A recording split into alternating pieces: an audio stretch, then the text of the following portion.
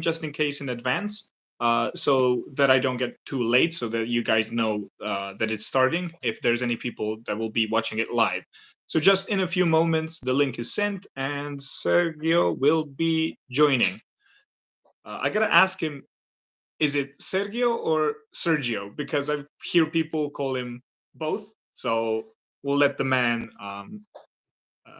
tell the correct way when he joins. So yeah, hopefully I'm expecting a lot of talking about Kung Fu, but of course we're going to talk about all kinds of martial arts. I'm not sure how much time he has. He's a busy man, but definitely we will be discussing combat related stuff when it comes to Kung Fu specifically.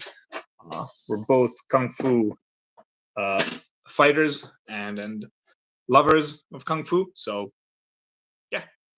In a few moments, he will be joining. Until then, like my friend Alan says, who's also a Kung Fu fighter, I'll be smoking like a real Kung Fu master. So yeah, hopefully we won't have any technical difficulties. But so far, so good, I guess. See, I'm just figuring out my setup because I don't have any professional equipment. So I always makeshift stuff. So yeah, we'll see.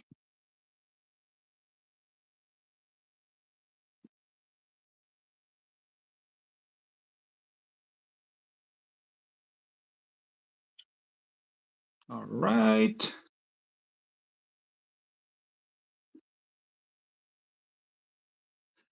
Everything seems to be working fine. Okay, live chat is set up. I want to be able to see all the messages. All right, the link is sent. And yeah. In the meantime, if anybody joins before Sergio, you can ask any questions and we'll discuss it. As of recently, and most of these streams get views after it's live. In the future, we'll make sure to have proper setups and proper time schedules for live streams so that we get as many people joining as possible. And yeah, happy Easter, everyone. So to anyone who celebrates, happy Easter. And yeah, this is not really an Easter special, but it is a special occasion. So yeah.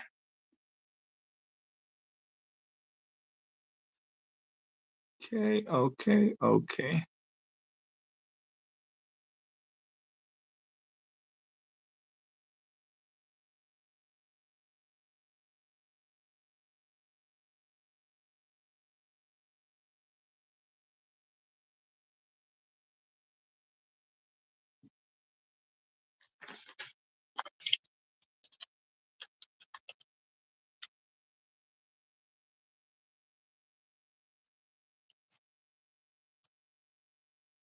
Mm-hmm.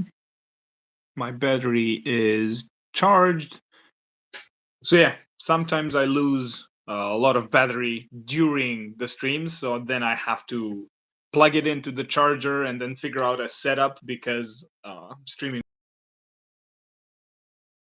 do the landscape streaming. Not sure why, but I have to figure that out too in the future. We're so far away from being professional in any way, but hopefully that will be a thing in the future. And hopefully the channel grows and people so far seem to enjoy it. And we'll see.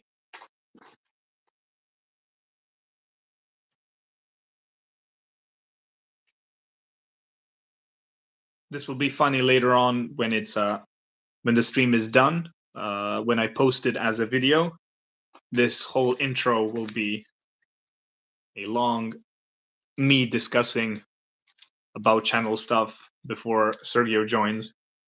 But yeah, maybe I should figure out some topics and things that I could say that future in the video people could maybe discuss it. And leave comments, but nothing is coming to my mind right now. So we'll just have to wait for him. And he's got all the expertise and all the knowledge, especially about Kung Fu. So we'll see.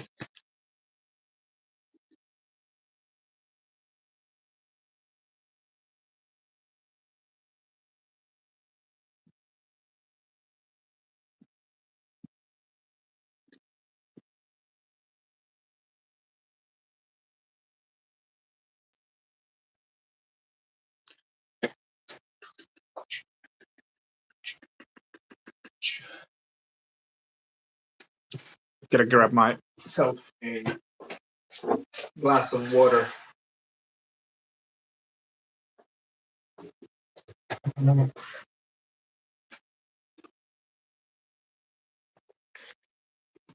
This is super exciting. I've been a fan of Sergio for quite some time now. He's one of the first Kung Fu YouTubers that I started watching on YouTube.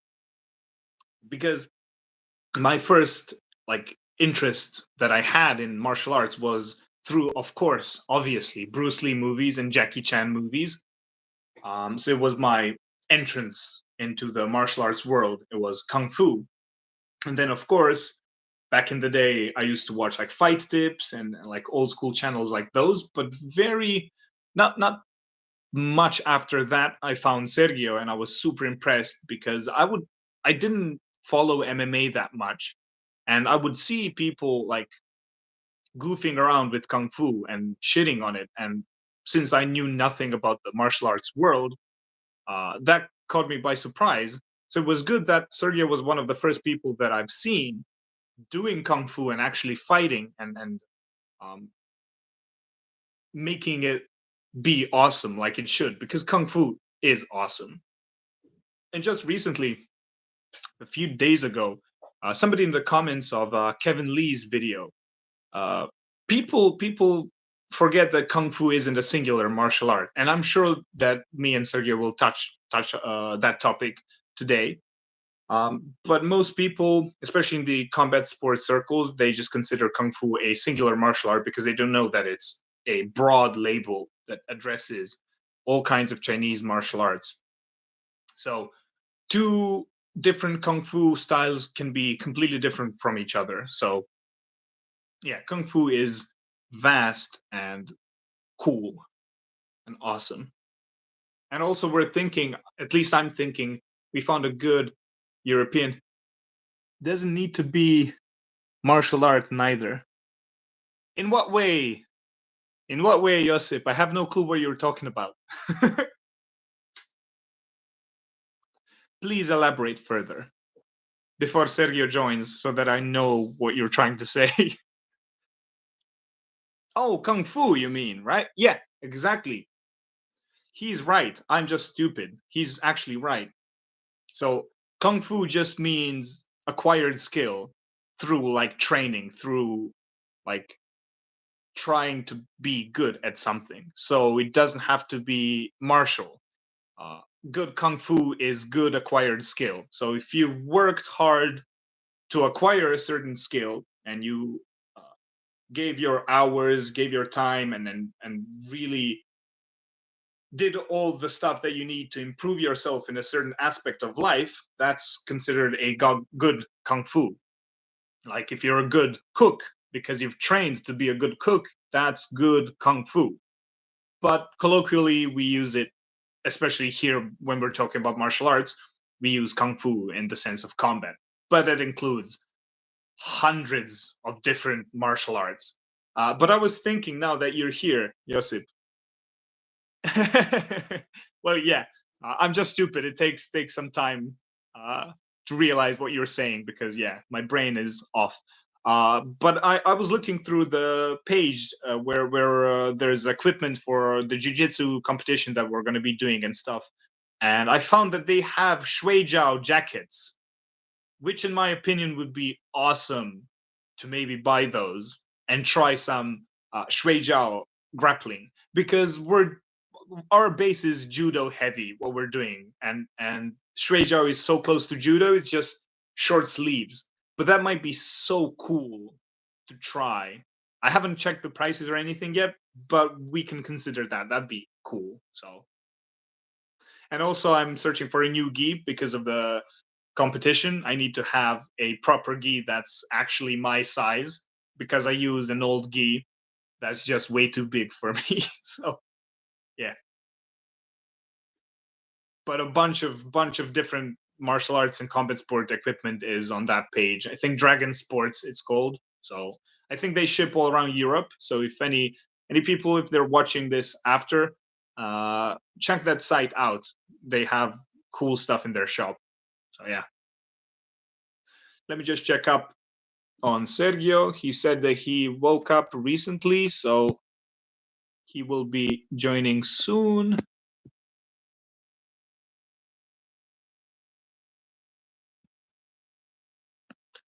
All right.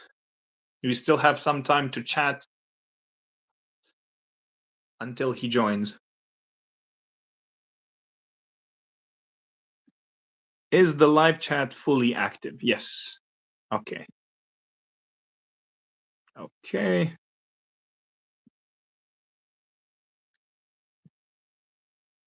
All right. Hey, we got Grip Academy. Awesome. Been a while, man. How you doing? Happy Easter. Yeah. Shrejo is cool. I really want to try some of that grappling. And the only requirement for now is to get the jacket because that's what really differentiates it from judo. So, oh yeah, they do. I love those. They have the kotegaeshi too. I think it's called, or at least in some branch of kung fu, I've heard the kotegaeshi motion called the butterfly wrist lock. I'm not sure if that's the shui jiao name, but it is a kung fu technique, and it's pretty much the same. So all those people who just for some reason don't like standing wrist locks, I mean they're nasty, but they pretend that they don't work. It's there in Chinese wrestling. It's in every grappling martial art that exists in planet Earth. Like Aikido is not far from Chin Na. Of course they have it. Yeah, it's everywhere. And it's hilarious when people ignore a certain element of fighting simply because it's not high percentage. But who cares? If it works, it works. So yeah. I'm also locks, yes, but also leverage for throwing techniques. Yes, they're really good at that. That's also very judo heavy with kuzushi and that stuff. But all grappling arts share techniques. There's the differences are superficial always. So yeah, but you'll like I think a new video that I'm working on it's still being edited, but I did make a sort of a tutorial type slash showcase of a technique video that's essentially a sankyo wrist lock variant, and I pulled it off a few weeks ago for the third time I think, and I think it's something that has a lot of potential for the future. And then we had an Aikido black belt in these last few trainings. So he also gave me some tips and pointers. So I'll be making video on that technique, and I think it's a pretty cool variant that you can do. So, oh, awesome! You're in good shape. So I'm not weightlifting anymore. Okay, Sergio is saying hi. He will be joining in a moment. So I'll just see.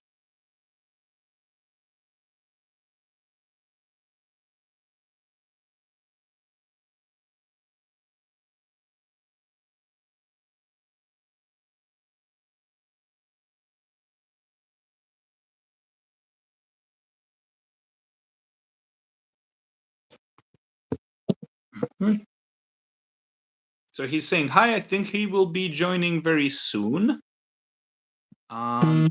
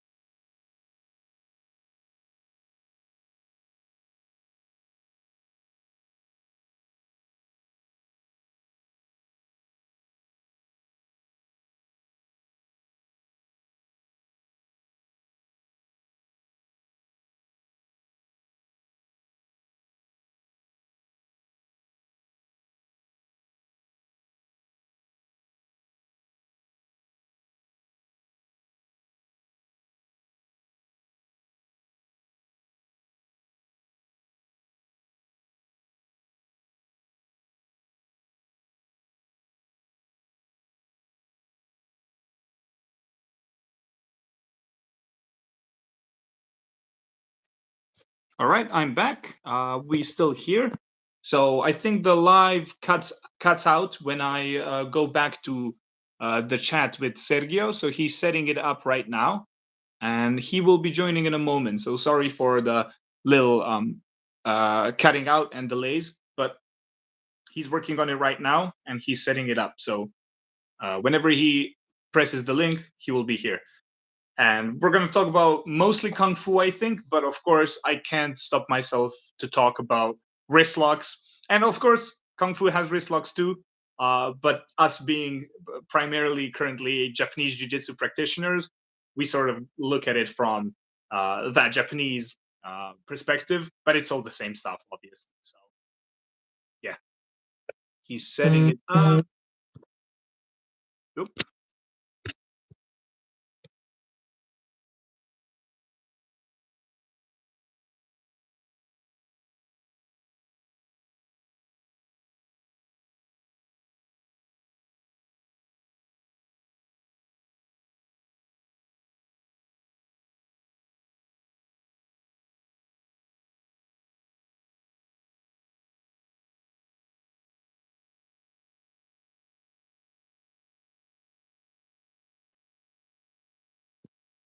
All right, I think he is joining. Hey, my Hello. man. Hello. Wow, this is an honor, sir. Thank Wow. you. It's for me Thank you too. for thank you for joining, man. Do you Uh mind if I got my cafecito when I talk to you? yes, me too. Cheers, How's coffee. everything, brother? Yeah. Hope you're doing good with all the health stuff, and it was quite a ride, right? It was very bad, bro. Everything started when I went to Europe last year, around August. I think it was August. That I was in a plane with people from a tribe from Africa. Mm. Don't remember what tribe was, but it was people from a tribe. They were not regular people, like you and I, in the sense that they don't live in the city. So I do remember that everybody was using a covering, a face covering. But I landed in Europe on Brussels on Wednesday. And by Friday, I was in the hospital with a ventilator and everything. It was a Wow. very weird, it was a very bad flu. Flu and COVID, they gave me the two. That, And after that, my health has not been the same. But now I can say that I'm doing good because I've been feeling better and everything. that's awesome. Well, now that you're here and now that we're ready, we can talk all kinds of martial arts stuff, kung fu. But I'd Hmm. like to, if you can introduce yourself, even though my viewers are all fans of yours. But Okay, it's cool to give you a little background for maybe people who don't know you. perfect. Okay, my name is Sergio Perez. I am Cuban American. I left Cuba in 2006 when I was 22. I started to train martial arts when I was 6, actually. The first martial art I trained was Taekwondo, like for a year. After after I watched the movie Bloodsport, Hey, I was having some issues with a bully that was beating me up, and I really tried to fight him off. Because something I have not been, unfortunately, in my life, I haven't been a coward. Like I don't feel, how can I say, I don't feel fear like most people do. And this is not bullshit. If you look, I never back down for any challenge on YouTube. I absolutely. feel fear of embarrassment. Like Hmm. I rather say I tried and I lost than no, I didn't try, you know? And well, I started training Taekwondo. It went okay for me. Um, my master left the town, and I then was forced to train karate. That was the only thing I had.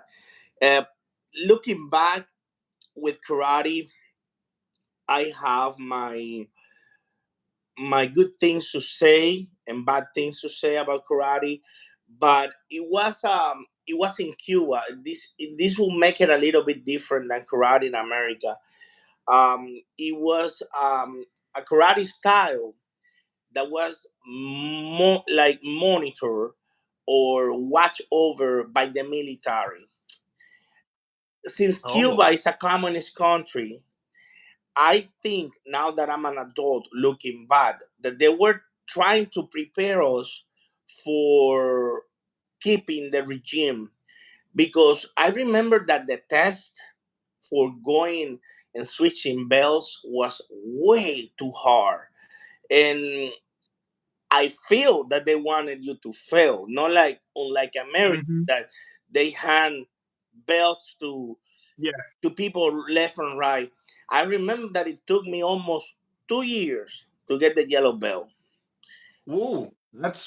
Yeah, like, That's not easy. and like it was they would put you to run like 2 kilometers, but you had to do it like 10 minutes or 5 minutes. I don't remember the time. It was something crazy that everybody would run the 2 kilometers and they were like dying. They were dying. Even the guys who were in the best shape in the class. And then you had to do the katas, and then you had to do, oh, in front of your sensei, another sensei from another school, and the military guys were there. And then Wow. you had to fight. Let's say you did the running fine, you did the katas fine, you explain what are the techniques for, and you fight and you lose. That's it. Wait until the next year for the next test. Um, Wow. so it was kind of tough, but in the same sense, I was looking at karate like I needed. So for most Hmm. of the guy, it was a hobby. I just really wanted to defend myself. So 7 years go by, I get my black belt, and that's when I met my kung fu sifu.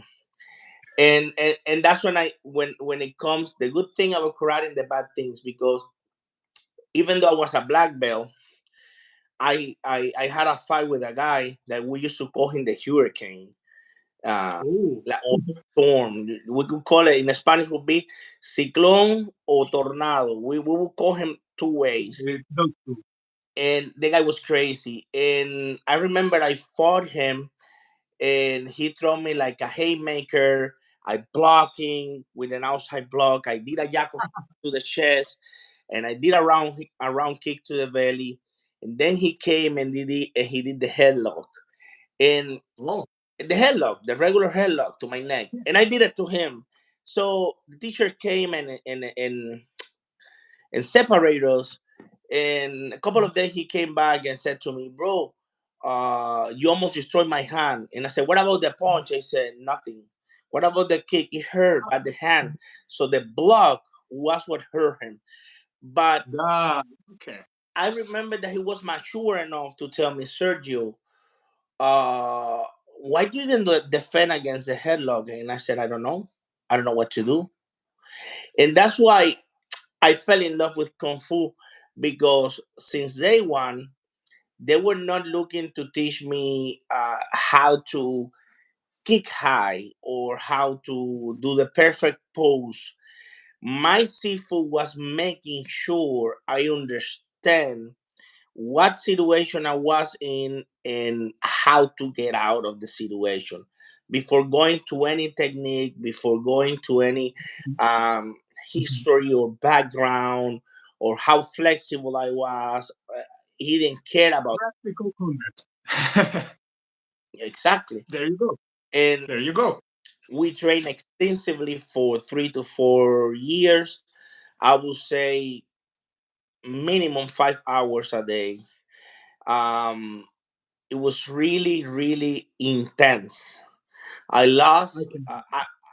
now I tend to gain weight, so now I tend to gain weight because I do have a liver problem that we can talk about it later on. But at that time I was struggling to gain weight. Everybody Okay. was feeding me as much as they could with pastas and bread and sugary and Everything. wait, and at the same time, my old my old karate sensei was still like, "Hey, we have a karate competition. Want to fight? Let's go." And then he was like, "Sergio, but you're too flaco. You're too skinny.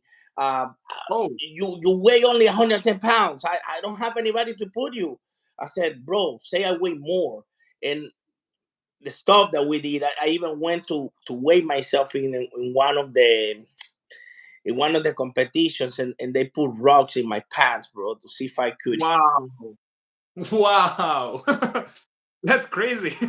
Unlike now, now it's all the Yeah, but amazing.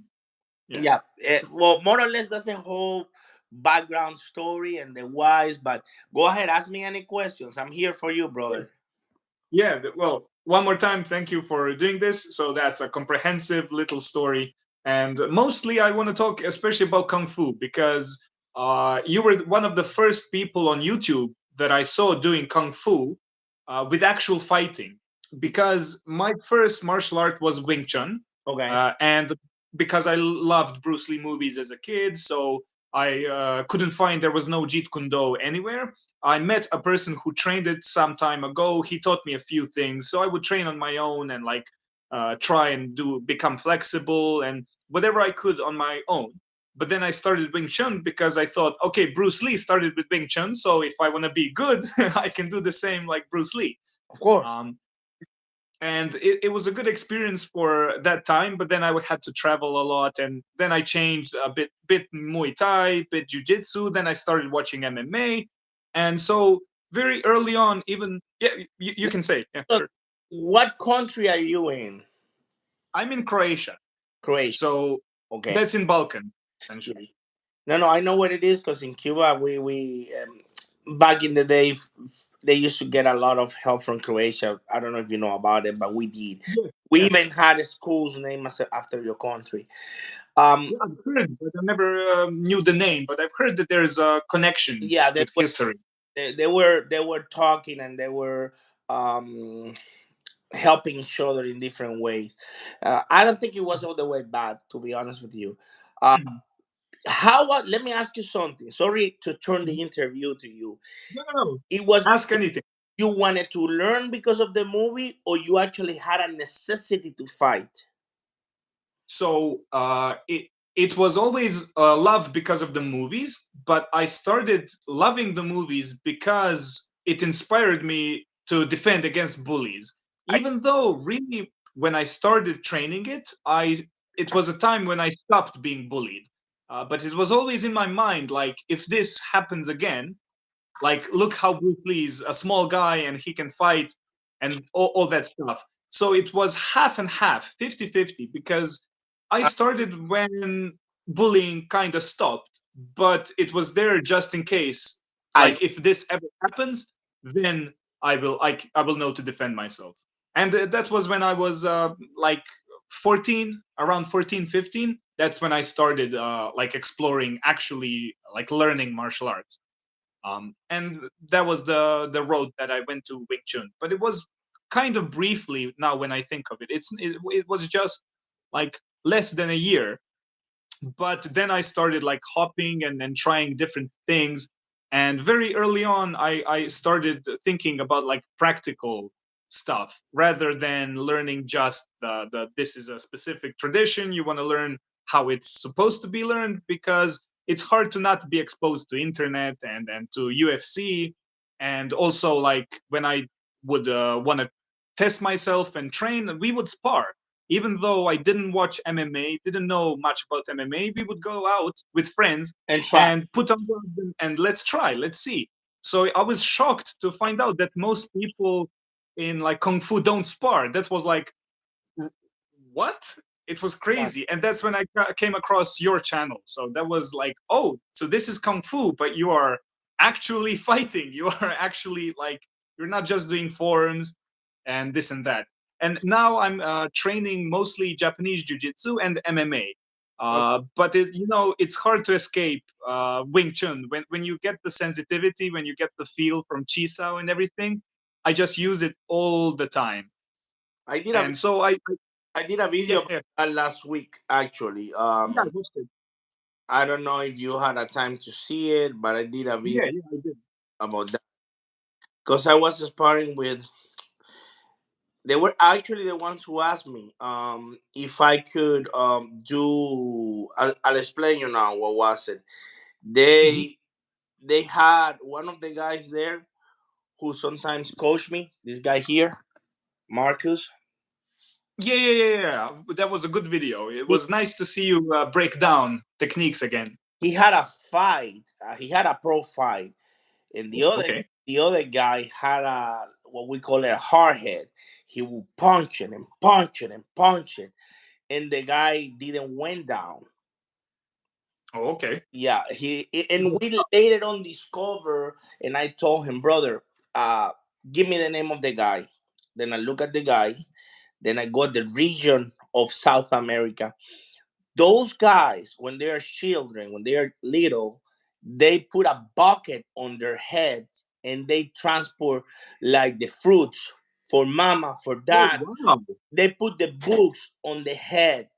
So I told him, Wow. you will never be able to knock out that guy because what causes a knockout is a wobbling. And And and the neck, I can if the imagine. neck is strong, you punch in a wall. That Yep. head is not gonna move. And then we look back, and he was punching, and the guy said was not doing this. I said that's why. And then he asked me, okay, but what can I do? Because I punching as much as I could, and I still got punched as well. And I said to him, "You gotta use kung fu." He was like, "But for real?" I said, "Yeah, you gotta use kung fu. I gotta teach you the blocks because." I said to him, I what I'm gonna teach you is not gonna take away what you already have from MMA. It's not gonna take the bob and weave. It's not gonna Mhm. take um the the boxing block, the answer the phone. It's not Mhm. gonna take the distance that you have. It's gonna add. And he was like, Yes. but can you do it in real fight? I said, yeah, I'm gonna do it to you.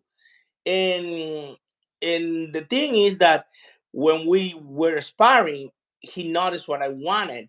uh, Usually when you're boxing, let's say somebody throws a jab and a cross, you parry, and then maybe you bob and weave, or you parry and you block. I said those blocks don't actually stop the opponent, but if let's Okay. instead of the regular parry, if you do a pack out ready right Yeah. the hand of the other guy, he won't be able to throw the cross in the same way The next one. he would throw it with the boxing parry. And he was like, okay, show me. And then we've been training on that. And I said, next time you encounter a guy like that, he won the fight, I must say.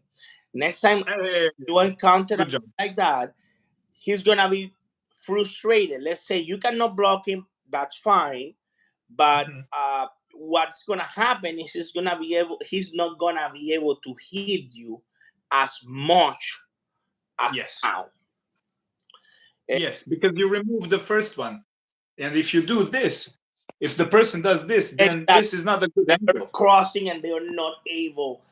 But again, this guy, since he fights so much, if you take him to a Wing Chun school, he will be able to get all the Pak Sao, Bon Sao, Wu Sao, all the Everything. all the blocks in a faster way that would take it to a regular student. Because Exactly. what I noticed that most Kung Fu lack if is the understanding of distance and timing. Yes. And that's the most important stuff. That's Di- the Distance. number one. And I wanted to say something that I have said in my videos many times, but and no disrespect to the other Kung Fu brothers. But when I came to America, I remember that my sifu told me, "That's it. I show you the style. I don't have anything else to show you. That's it. I have completed. Give you all my knowledge. I have no secret, no hidden rock, no nothing else to give you. That's it." And when I came to America, I came because at that time in Cuba we didn't have it. You got to understand the context. We didn't have internet. We had a style Mhm. in Cuba that they were no longer in China, in mainland, Okay. because when the communists attacked the people in China, Cuba was blooming. Cuba was before Mhm. the 59 was really good, and a lot of immigrants were coming all over the world. So we had a major immigration of people from China. And those people, they created a city inside our city. You can Google it up later. I've heard about that. Cuba. I've heard about that. So we I have should read them. styles in Cuba that when things open up, I said recently, but that was 20 years ago, the people from the Wushu University in Shanghai were coming in. What's that? So that's Kung Fu. What style? It's called Ah, Keisao. What is that? So this is the style.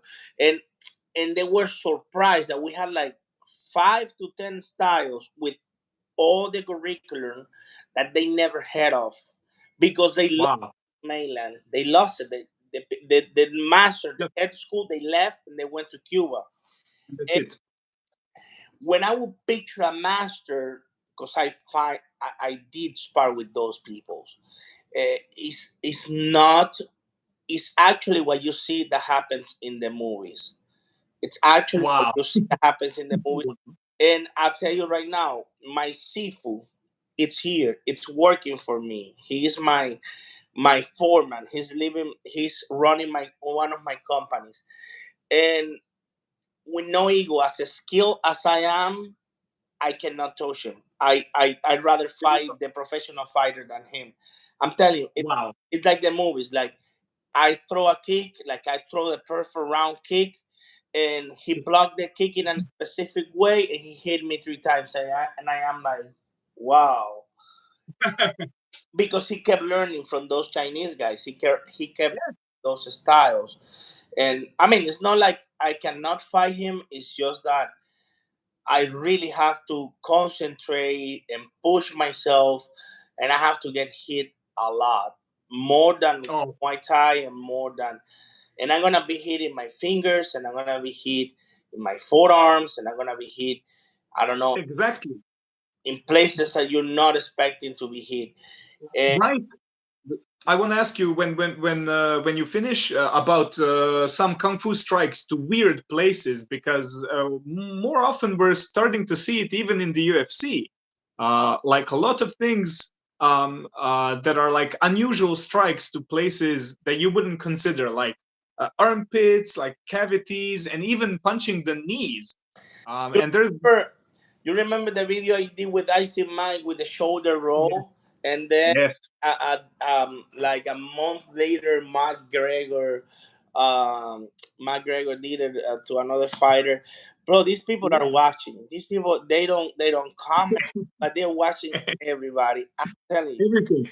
Because they have to learn. Like if you find a new knowledge, that can be a big thing, especially if you're fighting the world class championship. You want to learn new stuff, so it's entirely possible that they're searching to find something that nobody else will know, because that's how you gain advantage. And it really matters when they're fighting for such a like high level world class fighting. I'm trying to And find you.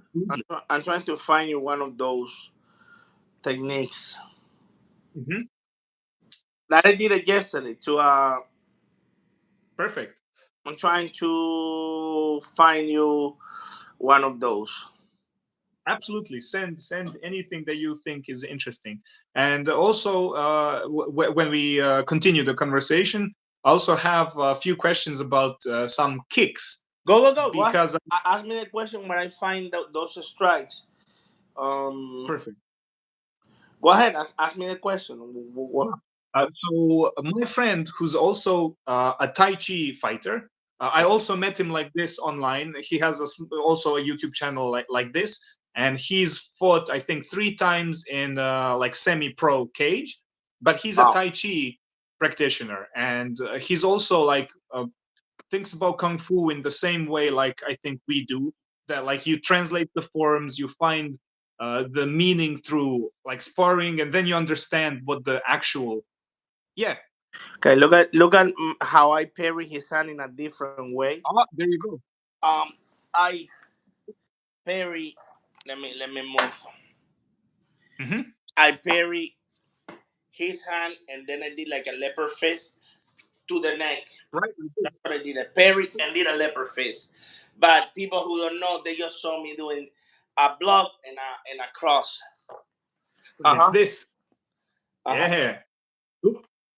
And striking these places, that's a good thing. But you could So also do it sometimes to the, you could sometimes I also use do it to the knuckles, not to the knuckles itself, to the middle of the sorry, I cannot. I don't have a holder. Part right here. yeah. There's plenty of unique strikes, especially like when you either don't have gloves or have small gloves. And that's the thing about history. Before they had gloves, we know that like if you hit too hard on the head, you can break this. Mm-hmm. So it makes sense that all these different strikes, like palm, like pak saws, leopard, all the swishes, slashes, bug in the eyes, that totally makes sense because you can't just go like this. Sooner or later, this is going to break. And that's how boxing gave the gloves to the sport, because boxers would break the hands and then fights would be boring for people. So they were like, okay, let's protect the gloves so that they punch more.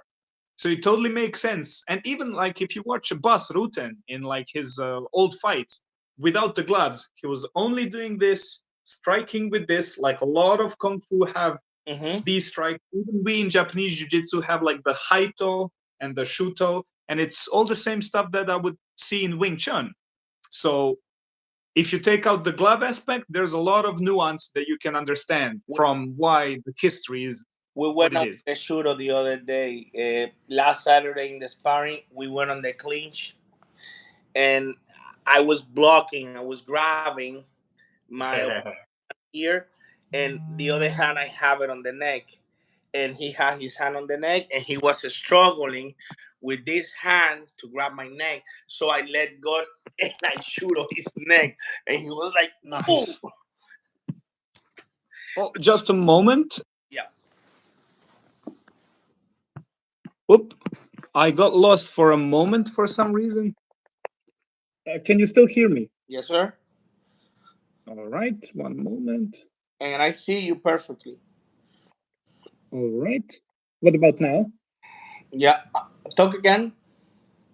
Yeah, I think I have to switch setting because I hear you like just tiny because I think some call went through, so now my phone is being weird. So No, but all I right, do hear you, bro. Let me all right. let me share your video to see some people want to see it. Perfect.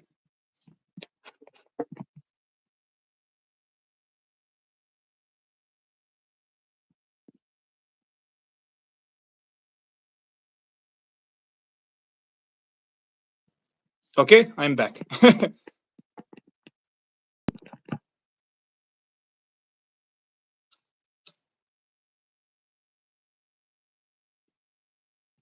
All right. I think I received a call, and then for some reason the audio changed, and from my part, I don't hear the same like before.